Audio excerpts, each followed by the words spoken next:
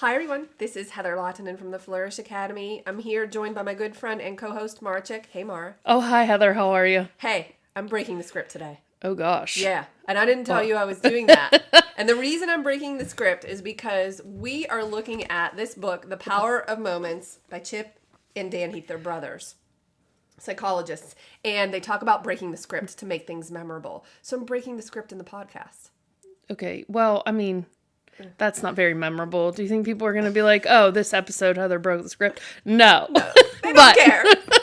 You're right. But okay, we tried. We tried. Breaking the script. Okay, we're going to jump right into this book.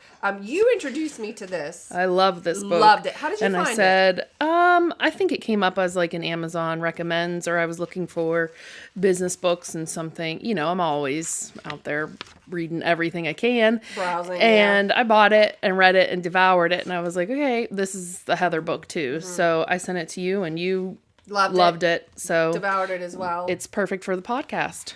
Okay, the power of moments. Before we begin, we have to define what they consider to be a defining moment. So he says on page 12, for the sake of this book, a defining moment is a short experience that is both memorable and meaningful. Short is relative here. A month might be a short experience in the span of your life, and a minute might be short in the context of a customer support call. There may be a dozen moments in your life that capture who you are. Those are big defining moments, but there are smaller experiences, such as the popsicle hotline, we'll get into that are defining moments in the context of a vacation or a semester abroad or a product development cycle, etc. A defining moment could be anything that's memorable and meaningful. Okay, so Heather started on page 12, but we're going to jump back really quick to page 7 through 9 here. And I just want to read you some of the things they say here in the book. Research has found that in recalling an experience, we ignore most of what happened and focus instead on a few particular moments. People seem to rate the experience based on two key moments. 1, the best or worst moment, known as the peak, and 2, the ending. Okay. What's indisputable is that when we assess our experiences, we don't average our minute by minute sensations. Rather, we tend to remember flagship moments, the peaks, the pits, and the transitions. Okay, so I'm going to ask you a question. Ready? Oh, okay. So your trip to Italy. Ooh. Do you have any defining moments? Well, of course I do, and there are certainly peaks, and there are also pits. Oh, there's some pits, There are some pits. Okay, so the peaks are obviously you get to see these amazing things, and Florence, the Statue of David, and all of the typical museum stuff that you would do in Italy. But I also had an incident in Italy, and I ended up in the ER in Rome because I fell and hit my head and knocked myself out and ended up with a concussion on the first day we arrived. So wah, wah, wah. I would call that definitely a pit because I didn't know what had happened. I woke up in the ER and I'm laying there with an IV. And people are speaking French above you or Italian. Okay, whatever. And I had no clue what was going on. And I was very, very confused. Okay, well, it ends up I had a concussion on the first day. So we're there for 2 weeks. And that could have been, it was a pit for sure. But it was, how do you turn this around and make it a defining moment that becomes a positive one? So I make jokes. That's just the way when I opened my eyes and my family was there telling me what had happened, I looked at my daughter and I said, it wasn't cute, was it? And she said, not cute, Mom. Not cute. So I make jokes about it and it's funny and I tell the whole story and it's great. And it was a defining moment for my children as well because it was very scary. And we had a lot of fun with it, and Evan does a reenactment of how I fell, which is hilarious. It's hilarious. It's really funny. I paid him to reenact. Remember, right. I paid him $1 or something to reenact. He wouldn't do it. He wouldn't do it. So it's interesting to me I wouldn't change that. I wouldn't change that pit. Mm-hmm. And I wouldn't change the peaks. They're both memorable, and I think they're both necessary. If you had it perfect and easy the entire time, it wouldn't be memorable. It would be great, but this was a defining moment in our family. I mean, they were really afraid for me, and it was scary. I obviously came out of it okay. I just had a headache for a couple of weeks and some memory issues that you helped me through. That's So right. to keep reminding me of things. That's right. Oh my gosh. So in their research on defining moments, right?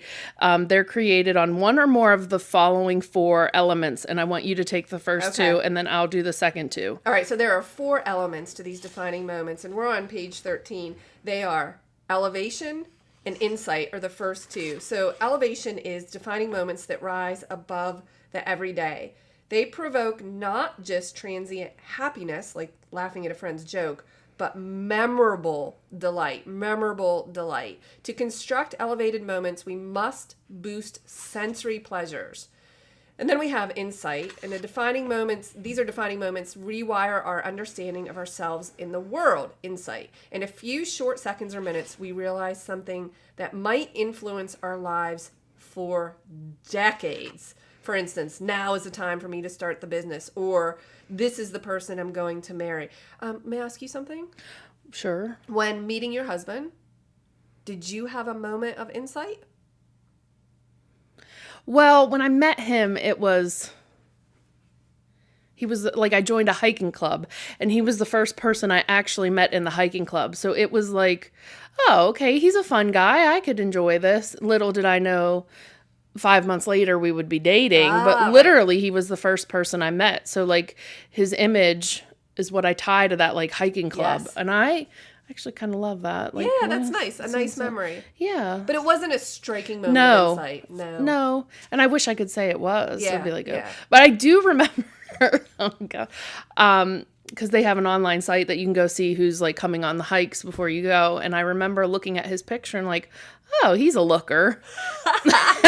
Little do I know, I'm married to that guy, but not a big insight. What about you? You kind of did, didn't you? I did have a big insight. I had a big insight with Craig on our second date. And it was like hit me in my brain. By the way, I was 19. And it hit me that this is the guy I'm meant to be with. Yeah, it was very defining. My brother had passed away, and we had a discussion about it. And there was a conversation that transpired that just made me realize that he is what. Now, okay, I was not a freak. And I did not say to him, hey, you're it. You're my soulmate. We're going to get married and have 2 kids and build a home and all this, because he would have said, see you later. Bye. Crazy. But it was in my brain. It was absolutely a defining moment for me. And it was a very clear moment of insight, which is really interesting. Like he said, it's one of these things that will influence your life for decades. And when you have it, you just know it. But pay attention to those and what provoked that moment of insight. It's just interesting. That's funny. You know, I was just thinking about like, what were my moments of insight in my life? Like, could I look back and think about like, oh, that. And I remember walking around my college camp, like when I was touring colleges and thinking like, where am I going to go? And I was visiting everything near. And then I went to one school that was kind of far away, like kind of far, 4 hours away. Yeah. And I remember walking on the campus, just thinking like, I belong here. Oh. Like, this is where I'm supposed to be. And it was the weirdest thing ever, because then every single piece fell into place. And I was like, this is where so that I can think back and like, yep. And if I wouldn't have done that, like I wouldn't have gotten my internship, which wouldn't have led to my job, which wouldn't have led to me moving back here and then working from home. And then, so it's just, so there's one moment of insight in my life. And may I ask you this? Do you think, and based on what we know in the book, that moments of insight are fewer and far between? They're not like the moment of elevation where you can create a peak, but insight is like one of those things that like, comes around every once in a while. Yeah, and you can when it's there, like, oh, this is a big thing. Right, yeah. Right. The other 2 elements are pride and connection. So pride, defining moments capture us at our best, moments of achievement, moments of courage. To create such moments, we need to understand something about the architecture of pride, how to plan for a series of milestone moments that build on each other en route to a larger goal. And then connection. Defining moments are social. Weddings, graduations, baptisms, vacations, work triumphs, bar mitzvahs, speeches, sporting events. These moments are strengthened because we share them with others. That's pretty important. I have a friend that travels the world. She loves to do it, and she does it solo, and she really enjoys it. But she said to me recently, I feel like I'd like to do this with someone. That doing it with someone would create this connection, because it's one thing to see everything on your own, but to actually share it with someone, that creates a memory that just on a different level, I think. And I love creating connections with my clients. Like, that's very You're important. very good at it. It's very important to me to connect with them on like a more intimate level. I'm not a surface kind of person. Like, I like to dig in deep because I think those connections are the ones that are going to like last a long, long time, because I'm not afraid of getting in deep with you. Like, if it's heavy, it's heavy, and I'll lean in and we'll get through it together. But how did you develop that, and was it conscious? I don't know if it was conscious, but I know that like with my life, I've had issues and stuff. And I always felt like I want to be the friend that I wanted someone to be for me in those times. And so I felt like, you know what, we all have these things, and I'm just going to lean in, because you need people at that moment. Like, the moment that a lot of people would run away, I want to be the one that comes to you and be like, I'm going to help you. So let's get through this. Because you knew from your past that you needed somebody to do that rather than someone who would avoid. Yeah. And that our tendency, most people tend to avoid. And you lean in. I lean in. And I would argue that that's your biggest strength, connection. But I think that you also provide moments of insight for your clients. Yes, I would say like their sessions are some of the biggest moments of their lives. I hear a lot like, this is better than my wedding day. I'll remember this forever. And I love hearing that. But even with my self-love club, we had someone recently have this huge epiphany in one of our monthly meetings. And it was just like, wow, this is a moment she'll remember, because she's afraid to make change because she doesn't want to make the changes she knows she needs to make. So she doesn't want to confront like what's actually holding her back. And that's pretty huge to be able to say like, hey, I know something's there, but I'm afraid because I don't want to change it. And you pull it out of them. And I pull it out. Wow, good for you. Okay, I want to review those 4 at a high level. So we have elevation, insight, pride, and connection. Elevation examples are a love letter, a ticket stub, a well-worn t-shirt, haphazardly colored cards from your kids that make you smile with delight. Insight could be quotes or articles that moved you, books that changed your view of the world, diaries that captured your thoughts. Pride would be ribbons, report cards, notes of recognition, certificates, thank yous, awards. And then connection, we have wedding photos, vacation photos, family photos, Christmas photos of hideous sweaters, lots of photos. Probably the first thing you grab if your house caught on fire. And then he says, what if you could give that same feeling to your kids, your students, your colleagues, and your customers? So I think a lot of this you did innately. You just had a way to connect with women. But now once you have a framework around it, don't you feel that it gives you more? Yeah, now I want to do more. Right. Like, it's like, what could I be doing that I'm not doing? Because I feel like some of this just happens naturally for me. So now I feel like, well, if I actually maybe sat down and thought about it a little more, I could take it even further. Absolutely. So this book really inspired me to kind of think more about what I'm doing and why I'm doing it. Yeah. So, okay, we're going to move into chapter 2, which is thinking in moments. Heather, you want to pick up on page 33? I do. Page 33, he says, transitions should be marked, milestones commemorated, and pits filled.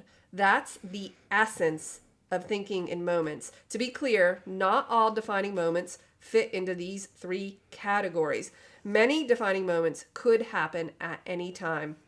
He goes on to say, you could pick a Saturday to surprise your kids with a trip to the zoo. They probably wouldn't complain about that. And he talks about transitions, milestones, and pits, which I'll get to in a moment.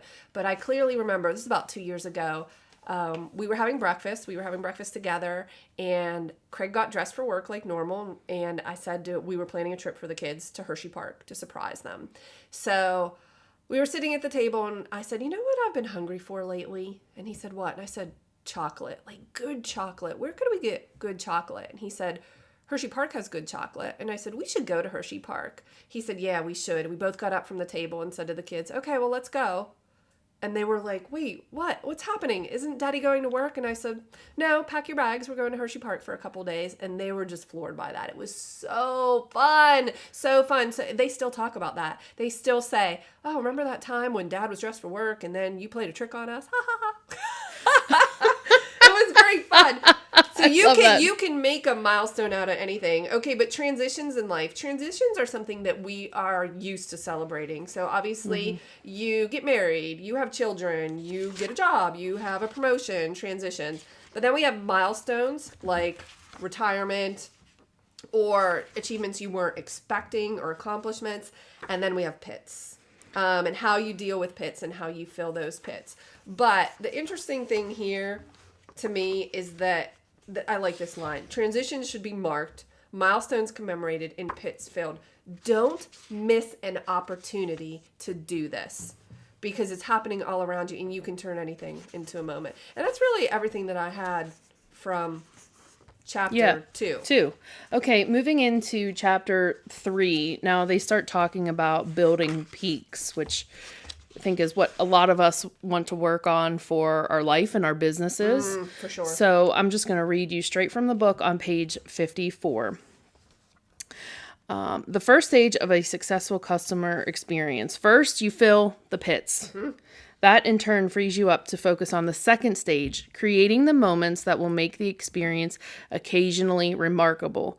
Fill pits, then build peaks. What's striking, though, is that many business leaders never pivot to that second stage. Instead, having filled the pits in their service, they scramble to pave the potholes, the minor problems and annoyances. It's as though the leaders aspire to create a complaint-free service rather than an extraordinary one. You know, I think about Amazon's, like, customer service is kind of like that. Like, if you have an issue, like, they're going to go above and beyond. Like, I remember I had an issue once, something didn't arrive and it said it did, and I called and they're like, okay, we'll ship you another one. If that other order happens to show up, just keep it, you know. And I'm like, okay. Oh, okay, I get a free something? Okay, thank you. So, like, I think about them, like, they're making my experience extraordinary even when I had an issue, you know. You know who else does that is Zappos. Zappos is really good. So I wonder if we should do that book for the podcast. Did you read Delivering Happiness? It's by Tony. I read the Nordstrom, the one about Nordstrom, yeah. which is the same kind of thing. Yeah. And before we move on, I just want to say, because he references this several times in the book, and I mentioned it a moment ago about the popsicle hotline. There is this hotel, the Magic Castle Hotel, I believe. Is it L.A.? I think so, yeah. And it is not a nice place. It would be considered a dive by most standards, but they have this popsicle hotline by the pool. There's this red phone, and if you pick it up, they say, popsicle hotline, what flavor can we get you? And they rush out to the pool with a popsicle. Well, this hotel is booked all the time solid, more so than something like the Four Seasons, which is nearby. And he compares it to that because of this popsicle hotline. Now, there's a lot of other things that they could be doing. He said, for instance, if the hotel lacked hot water, that would be a pit.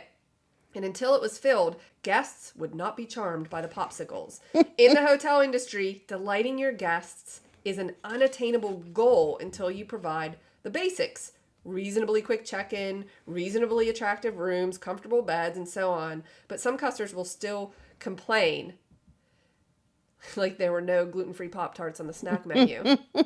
In the service business, a huge number of potholes. But anyway, they play offense is what he says. Yes. And they play offense by having a red phone next to the pool for the popsicle hotline. And it's something that people talk about because it's remarkable. And if you want to be remarkable, you have to give people something to remark upon. And then they go on to say, studies have consistently shown that reliability, dependability, and competence meet customer expectations. To exceed customer expectations and create a memorable experience, you need the behavioral and interpersonal parts of the service. You need the element of pleasant surprise, and that comes when human beings interact. Oh, mind-boggling there. Connection. We have to actually connect with people. Yeah. So, and on page 61, he says, how do you build peaks? Because, okay, we learn about this, and then at least my next question is always, okay, how? How do I do that? You create a positive moment with elements of elevation, insight, pride, and or connection. We'll explore those three elements later, but for now, let's focus on elevation. To elevate a moment, do three things. First, boost sensory appeal. Second, raise the stakes. And third, break the script. Breaking the script means to violate expectations about an experience. So that's what I did when we opened the podcast. I was just breaking the script. I was just doing something that was different because the mundane and routine tend to be forgettable. But if you And we're not forgettable. No, you are certainly not forgettable. And guess what? Neither is the popsicle hotline. That's very memorable because it's totally different. Yeah. Who does that? Breaking the script is something that you can do. I read a book. This is a while ago. It's something about being more present in the moment and stop going through your life on autopilot. And the author said, why don't you try just putting your watch on the opposite wrist for the day? And then as a sign to yourself to break the script. To like, okay, my watch is okay. Is there something I can do right in this moment for someone that would be just outrageous, that would be fun or memorable, that would just break the script of the mundane? And if you're looking for ways to do that, I promise you can find them. Do you know they actually say like that hurts your brain too? Or well, exercises your brain. Yes. Like it's always if you switch the hand you brush your teeth with. Yes. I actually have to think really hard about brushing my teeth with my left hand because I can't do it, but it like exercises your brain. So it's the same kind of thing, but yeah. Which is why people avoid it because it takes work. Yes. Yeah, thought. Okay, they continue to say a peak means something special is happening and it should look different. To raise the stakes is to add an element of productive pressure, a competition, a game, a performance, a deadline, a public commitment. Now, I've been reading a lot about gamifying your business Right. because this is like a thing. Like games are addictive. People want to play them. They want to win. They want to be the best. So that really kind of tied in with what I'm researching for my businesses right now is how to like gamify things. And I was like, oh, Yeah, that's just affirming like what yeah. You've been talking a lot about that to me, and I am so curious as to how you will actually execute this. I literally need you to teach me. Okay. Because I find it fascinating, and I understand the concept. Like, I understand logically. That makes sense. But then, again, my brain goes to, how do I do that? How do I do that? And it's hard because we're not in like a business that's like, oh, it's very clear to me how I can make a Right. game out of this. Right. But so I'm working on it. As soon as I have it mapped out, I'll let you know. Thank you. Thank you. And then they say on page 63, one simple diagnostic to gauge whether you've transcended the ordinary is if people feel the need to pull out their cameras. If they take pictures, it must be a special occasion. Our instinct to capture a moment says, I want to remember this. That's a moment of elevation.